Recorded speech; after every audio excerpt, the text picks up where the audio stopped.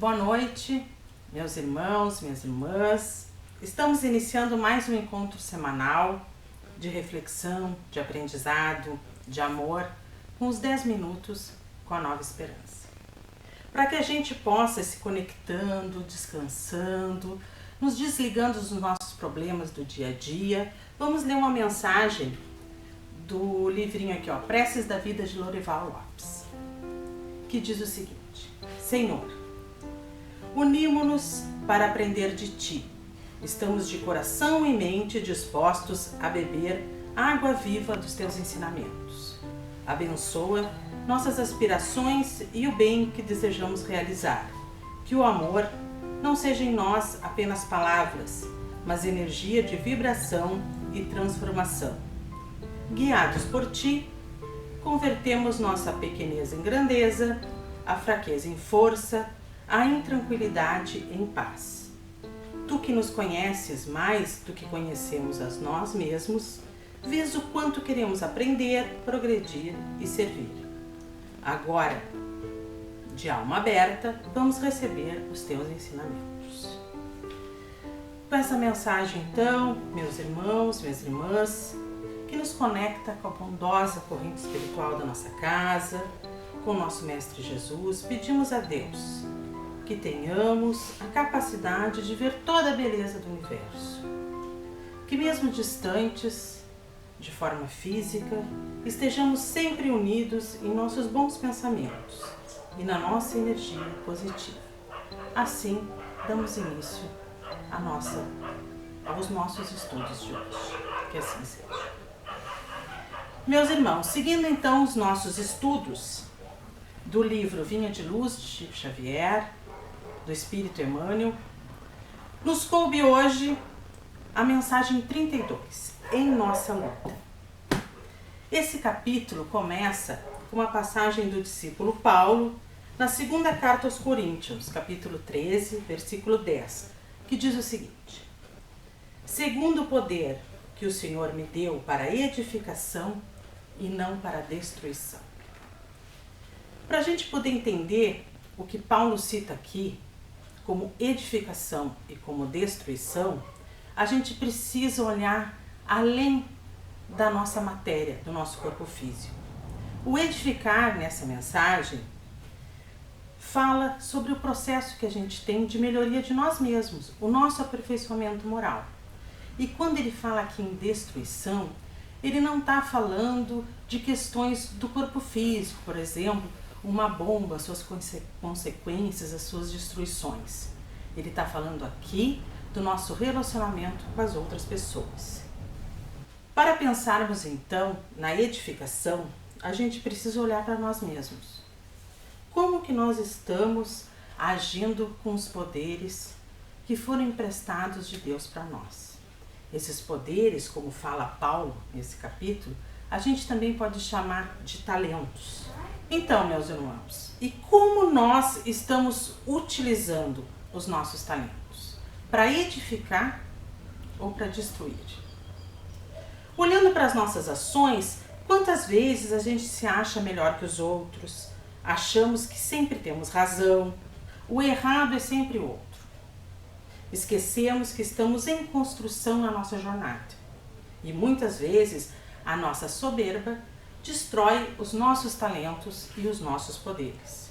E também, muitas vezes, além de destruir os nossos talentos, nós destruímos os talentos dos outros. Vemos muito isso com a nossa intolerância, a nossa falta de paciência, a nossa incapacidade de se colocar no lugar do outro. Um bom exemplo ocorre com a gente na nossa vida, no nosso cotidiano, por exemplo, na internet, nas nossas redes sociais.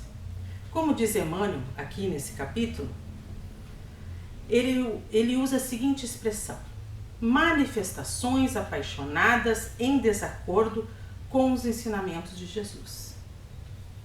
E a gente muitas vezes acaba utilizando isso no nosso dia a dia. Mas ele diz mais: nossos ímpetos iniciais resumem-se a propósito da sufocação violenta.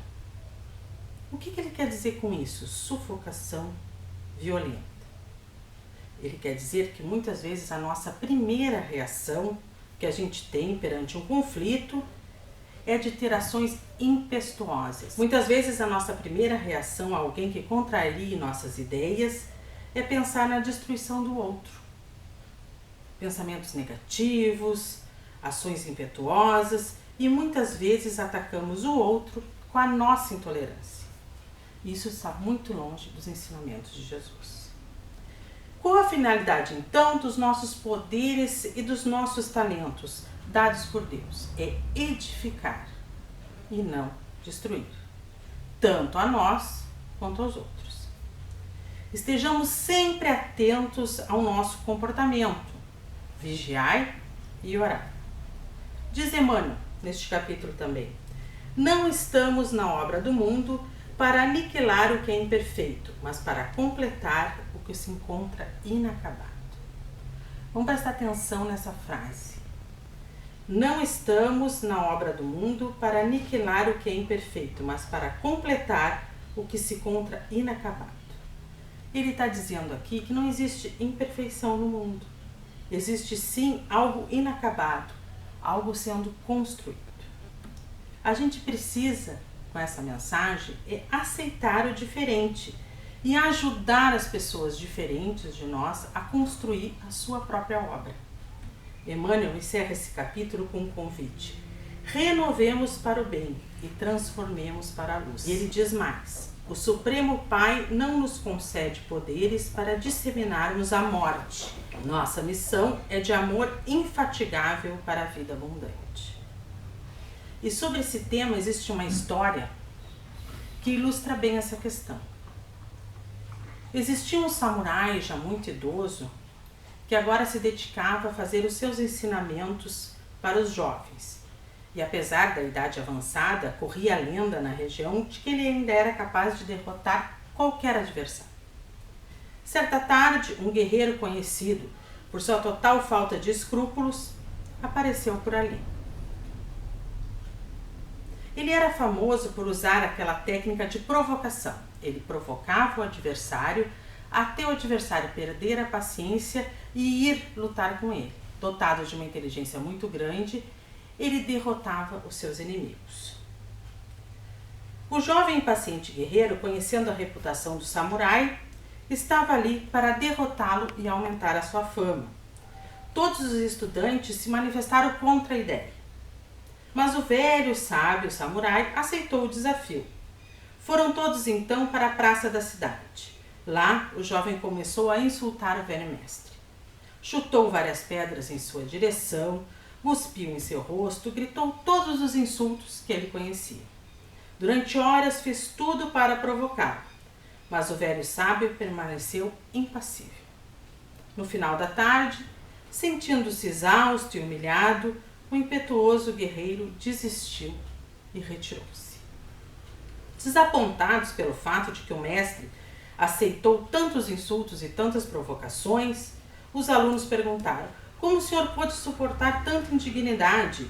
Por que não usou a sua espada, mesmo sabendo que poderia perder, mas não teria passado a sua covardia para nós?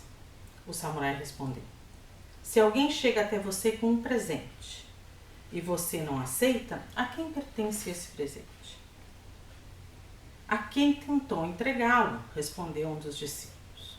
E disse o mestre: o mesmo vale para a inveja, para a raiva e os insultos. Quando não são aceitos, continuam pertencendo a quem os carregava consigo. A paz interior depende exclusivamente de você. As pessoas não podem lhe tirar a serenidade, só se você permitir. Meus irmãos, então, encerrando nosso encontro de hoje, os 10 minutos com a Nova Esperança, vamos fazer uma prece, lembrando todas essas pessoas que estão em sofrimento pelo mundo afora, os nossos jovens, as nossas crianças, os idosos e por nós mesmos. Vamos emitir todos os nossos pensamentos positivos para o mundo inteiro e principalmente para as pessoas que necessitam.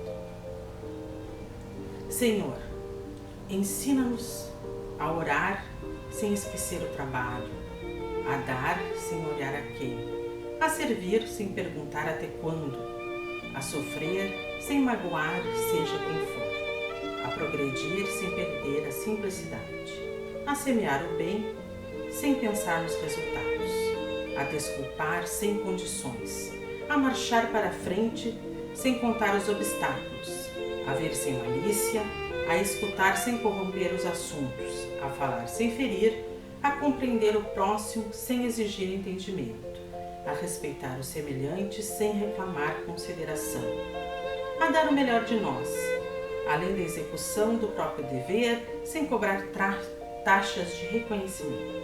Ajuda-nos, sobretudo, a reconhecer que a nossa felicidade mais alta está invariavelmente aquela de cumprir-te os desígnios, onde e como queiras, hoje, agora e sempre. Que assim seja.